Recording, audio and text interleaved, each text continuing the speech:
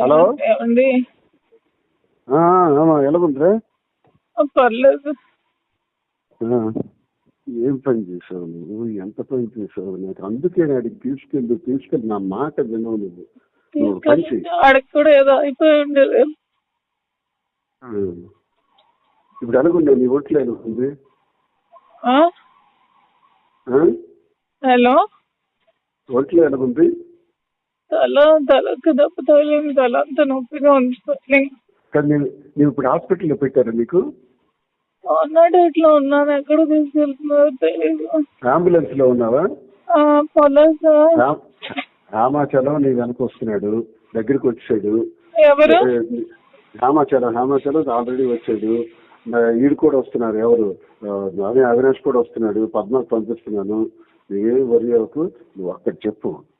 దీన్ని ఏం చెప్తానంటే, నేను కావాలనే సూసైడ్ చేసుకోవాలని చూపించాను. ఆమె దువ్వాడు వాణి చేస్తున్నటువంటి అరాచకం 4 రోజులుగా చేస్తున్నటువంటిది నేను చనిపోవాలని నేను గుర్తిస్తాను చెప్పాయి. అదొకటే మాట.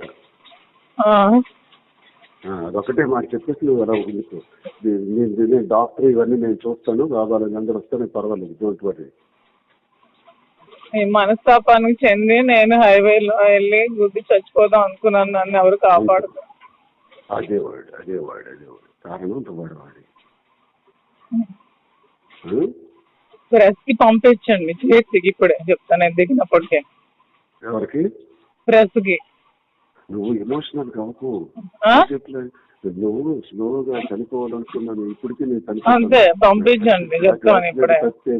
యాక్సిడెంట్ తప్పింది అనేసి యాక్సిడెంట్ లో చనిపోదామని నాకు మీద చూపించాను. అభికి చెప్పి అర్జెంట్ గా చేసి పంపించమని బాగానే అన్నాను. ఎయిర్ బెలూన్స్ అన్ని ఓపెన్ అయ్యాయి. అవినాష్ వస్తున్నాడు, హేమ వస్తున్నాడు. ఫస్ట్ నీ దగ్గర హేమచంద్ర వస్తున్నాడు. ఫస్ట్ డ్రెస్ వాళ్ళకి అవినాష్ చెప్పి జిహెచ్కి అర్జెంట్ గా వెళ్ళమనండి. సూసైడ్ అటెంప్ట్ చేసిందని చెప్పి మనండి. అభికి ఎవరికి ఒకరికి ఇచ్చారు. నీ దగ్గరికి అర్జెంట్ గా